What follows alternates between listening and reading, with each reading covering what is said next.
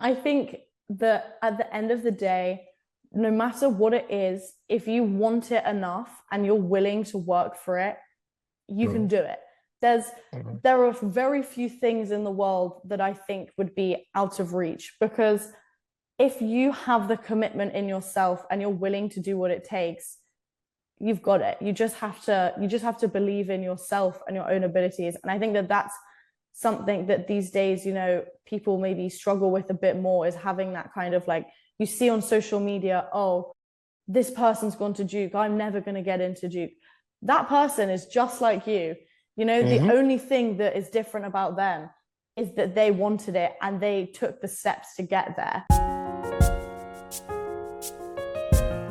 Welcome to the Art of Rebounding. I'm your host, Harold Lefty Williams, former pro athlete, motivator, and believer in second chances. Each week, we'll dive deep into stories and strategies built on positioning, persistence, and purpose to help you rise, to help you rebuild, to help you reclaim your next chapter. Now, this isn't just a normal, regular podcast, it's your permission to rise again, and this time with purpose. And I'm so happy for this entire week. This is a special week for us here at the Art of Rebounding because this entire week, uh, it's the Art of Rebounding with Harold Lefty Williams, brought to you by Honey Bee Hotness and Hot Honey.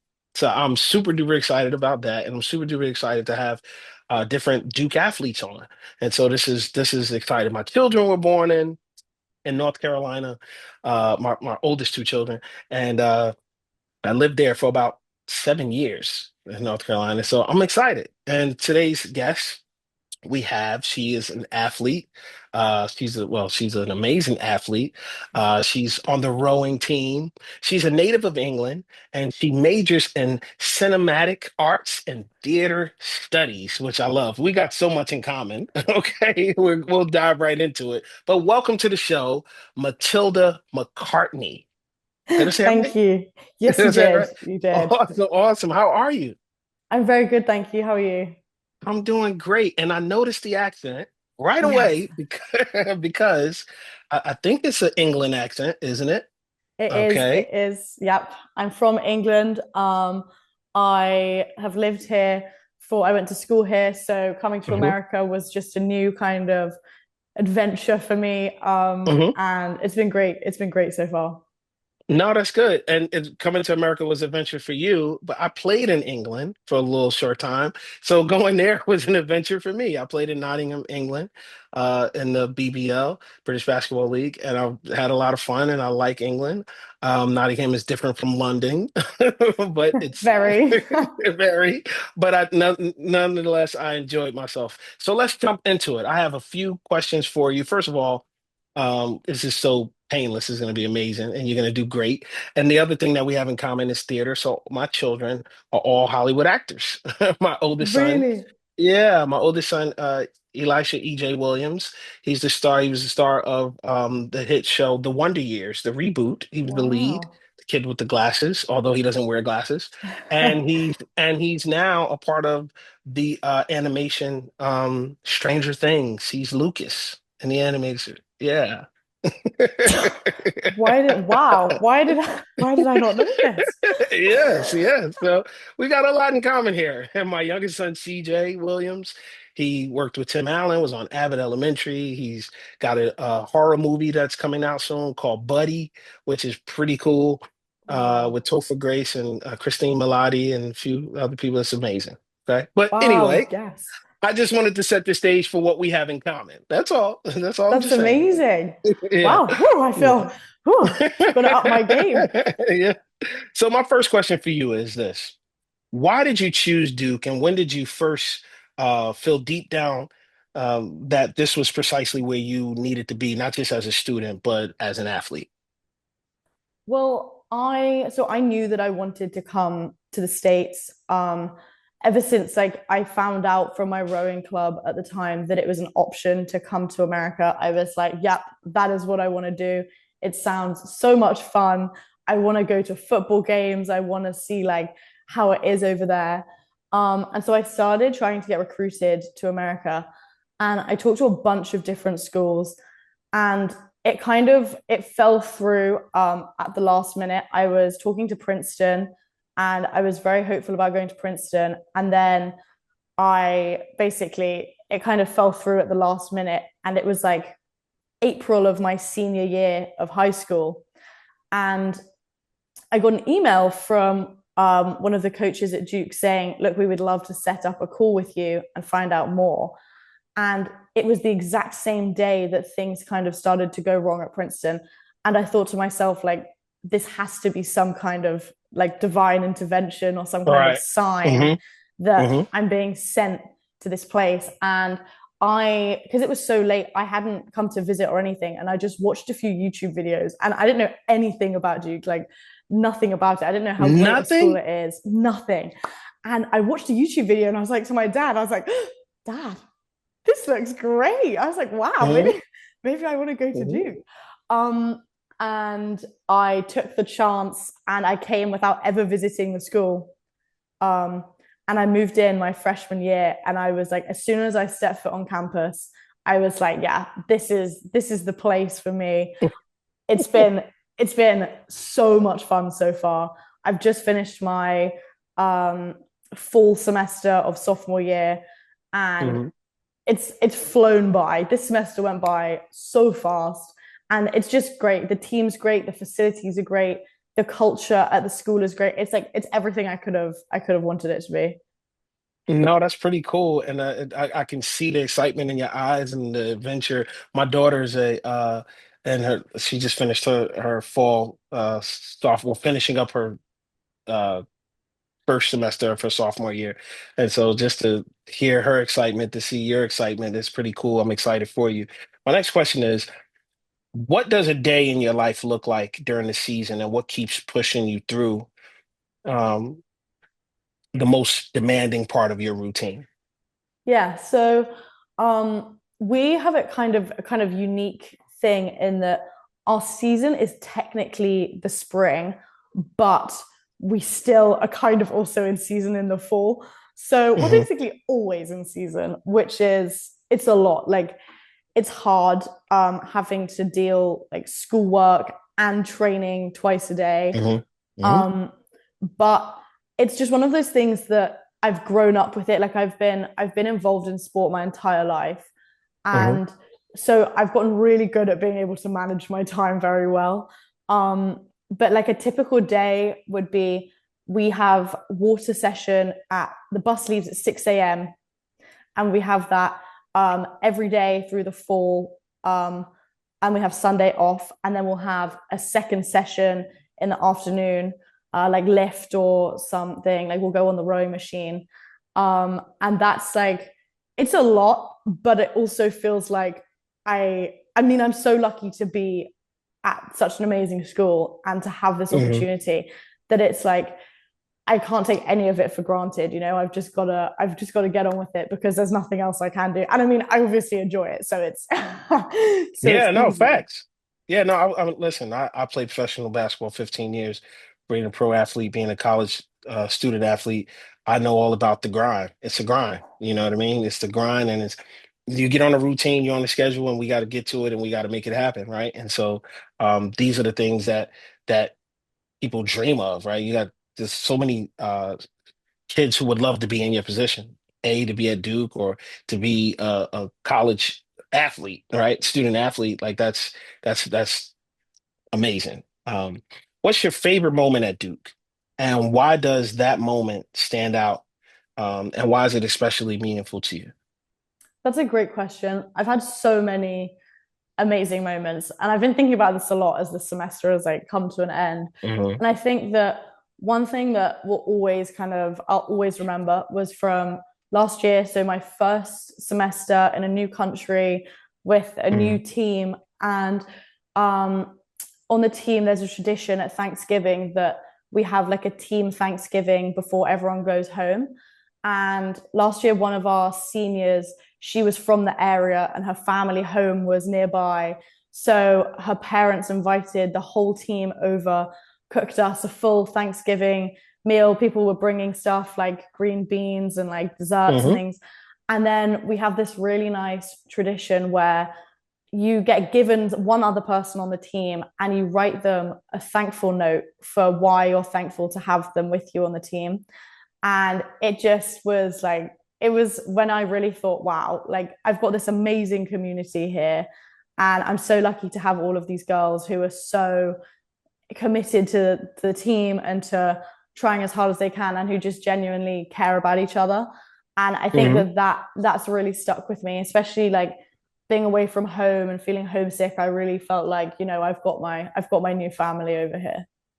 I hope that you are enjoying the art of rebounding. Do me a favor. I need you to hit that subscribe button. Also need you to like, comment, share. Do it for me. Do it for your boy, Harold Lefty Williams. Always remember, dare to dream.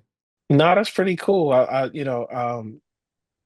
Being grateful during the holidays period is beautiful, but especially Thanksgiving, right? To be Well, it able was to be my first thankful. one, Yeah.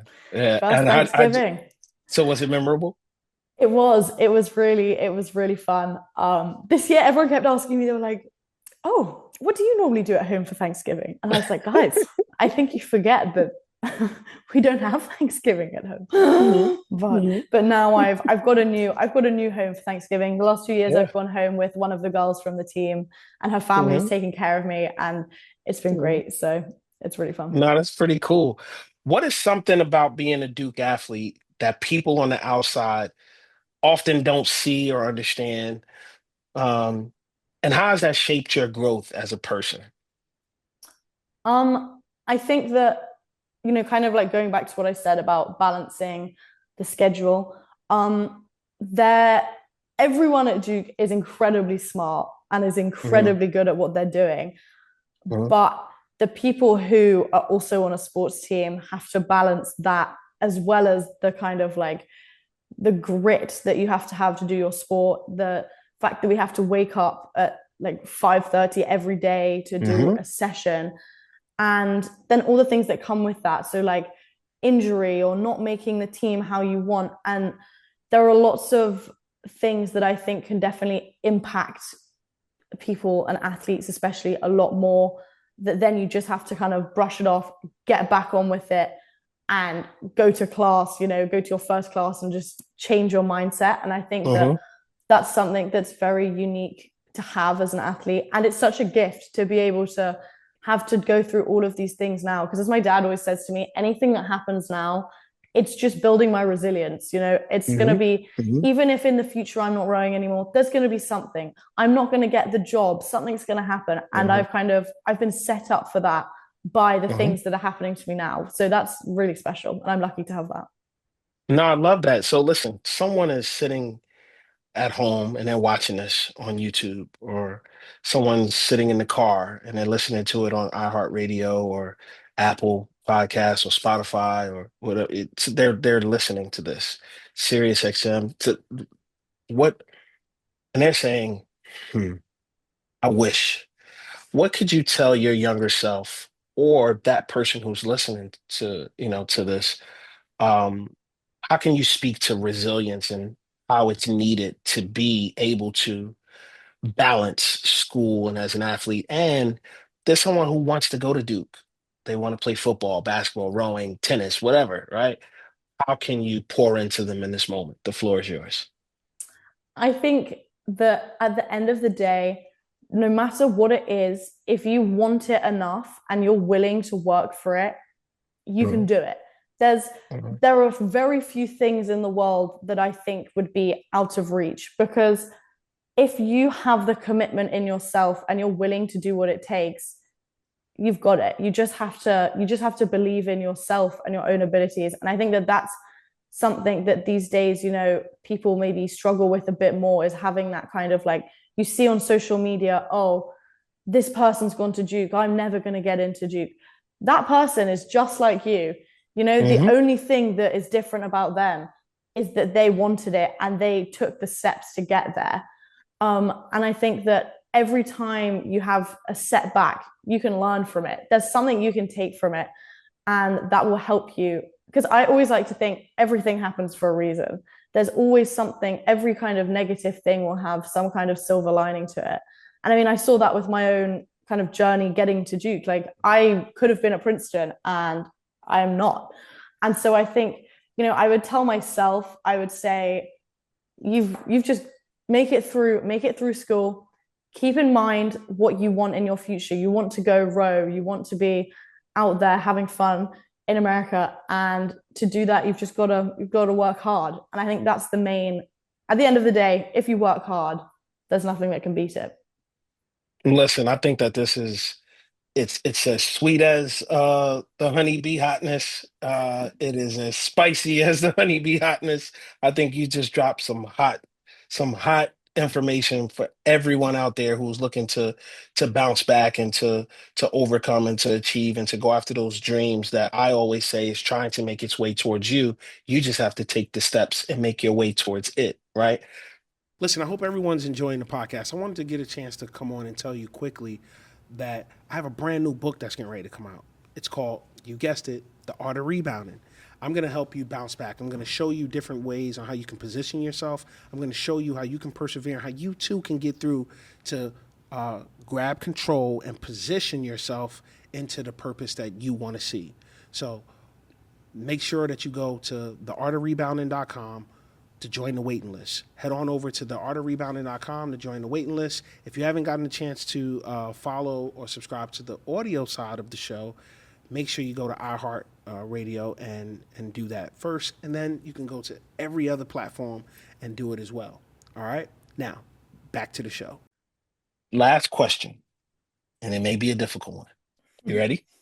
Yep. Okay. Who's your top five most influential people in your life? I'm talking about these are like these are the Avengers, right? These are these are the Marines, the Navy SEALs. They won't let you down. They don't know how to fail a mission in your life. Who's the top five? I've got to go straight in with my parents. I wouldn't even be doing rowing if it wasn't for my dad. So that's thanks to him, and he's always, taught me, same kind of things I'm saying now. Never give up. You can do anything. Like I wrote my Common App essay about this one cross country race I did when I was like 11 years old, and how he said to me, "Look, if you don't want to be here, no one else wants to be here either. You just have to want it more than they do." And Mm, that's something that I've definitely taken with me through everything, is that if it's hard for me, it's hard for someone else. Everyone goes through those kinds of ups and downs, and having the support from my parents has been amazing. I talk to them every day. I phone them every day for like an hour at hmm school. hmm hmm And I know that they would do anything to help me, and they have up till now. So I appreciate that a lot. Um, Another person, I think, my rowing coach from my club when I was in school, hmm Bodo. I rowed at this tiny community club. We had like 9 girls on the team. We trained in a community center car park. We didn't have any boats. We didn't have a boathouse, and we went on to win the national championships in the big category, the women's eight. And he always believed in us, and we always believed in each other, because at the end of the day, who needs a boat, like, Yeah. but like you can it's the same kind of thing. You can do anything if you try, Right. and if you have that sense of community. And I think this is kind of like, this is like a big one, so I'll say that it counts for two people. But like, my team at Duke, hmm my rowing team, hmm is amazing. Like, it's just, I know that they've got my back no matter what. Um, we all are there for each other. And I think the one thing that makes Duke so special is that the community is just, it's like nothing else. It's amazing. And everyone's just so happy to be there, that no one's going to take it for granted. And that's something that I think is really special. No, that's good. I really appreciate you. Thank you so much, Matilda, for being a part of the Art of Rebound in this episode. I think that this is amazing. This is Duke Week, and so every day it's going to be a different, my athlete. I think that your future is bright. I love the fact that you didn't allow um, fear to give you a life sentence called doubt by stepping out and coming across the pond to come to the US to go to school. I think it's amazing. I think you're at the right school at the right time at the right sport, and that equals success, right? And so thank you so much once again. Thank you so much.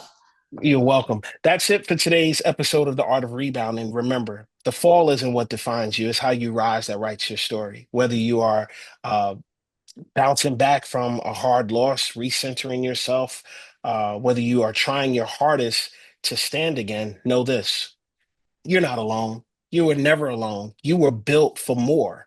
Believe that. You have to know that, whether it's taking a chance on a new job or taking a chance on a new sport or taking a chance on a new school all the way in a different country.